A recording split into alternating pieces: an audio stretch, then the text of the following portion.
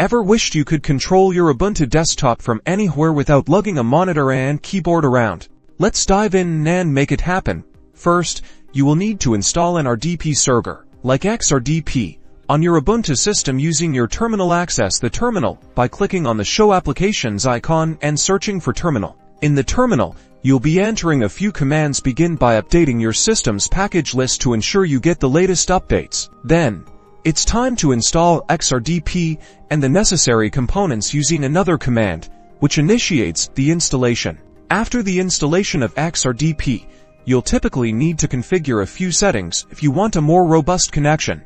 But for now, we will move to configuring the remote access. Now, grab your other device, be it another computer, tablet, or even your phone. You will need an RDP client. Most operating systems have one built-in.